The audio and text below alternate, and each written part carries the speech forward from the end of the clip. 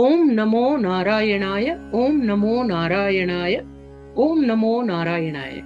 భగవద్భక్తులారా, విష్ణు ప్రేమికులారా, భగవద్గీతలో మన జీవిత సమస్యలకు పరిష్కార మార్గాలు, మన సందేహాలకు సమాధానాలను జగద్గురు శ్రీకృష్ణ పరమాత్ముడు ఏ రీతిని అనుగ్రహించారో తెలుసుకునేటువంటి పరంపరలో ఈ రోజు మనం అసలు ఈ చావు పుట్టుకల గురించి తెలుసుకుందాం.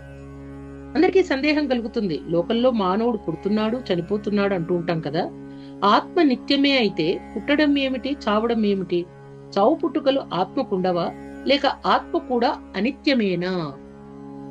దానికి శ్రీకృష్ణుడు న జాయతే మ్రియతే వా కదాచిత్ నాయం భూత్వా భవితా వా న భూయః అజో నిత్యశాశ్వతో అయం పురాణో న హన్యతే హన్యమానే శరీరే.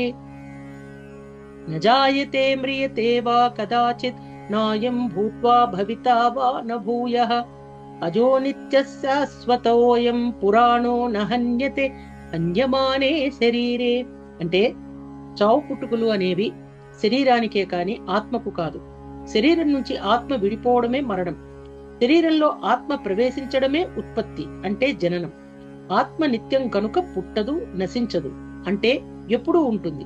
కనుకనే దీన్ని పుట్టనిదని, నిత్యమైందని, శాశ్వతమైనదని, పురాతనమైనదని, నిత్య నూతనమైనదని, సనాతనమైనదని మనం చెప్పుకుంటూ ఉంటాం.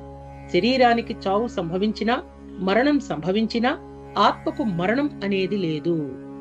చాలా స్పష్టంగా శ్రీకృష్ణ పరమాత్ముడు అనుగ్రహించారు. కాబట్టి మనమంతా కూడా స్వామి యొక్క దివ్య నామాన్ని స్మరిస్తూ భగవద్గీతలోని మన సమస్యలకు పరిష్కారాలు పరమాత్మ ఏ రీతిని అనుగ్రహించారో తెలుసుకునేటువంటి కార్యక్రమంలో తరువాయి భాగంలో మళ్ళీ కలుసుకుందాం.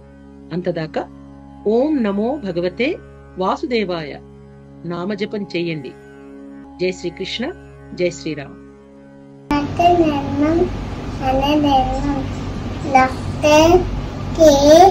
భవానీ మాతాజీ గారి ఛానల్ చూడండి, సబ్స్క్రైబ్ చేయండి, లైక్ చేయండి, షేర్ చేయండి, కామెంట్ చేయండి. హరే కృష్ణ. జై జై జై జగన్నాథ్. హరే కృష్ణ. మన ధర్మం సనాతన ధర్మం. మన సనాతన ధర్మం ప్రవచనాల ఛానల్ని సబ్స్క్రైబ్ చేయండి, లైక్ చేయండి, షేర్ చేయండి, కామెంట్ చేయండి. హరే కృష్ణ. శ్రీరామ్ జయ రామ్ జయ జయ రామ్, శ్రీరామ్ జయ రామ్ జయ జయ రామ్. జై శ్రీరామ్, జై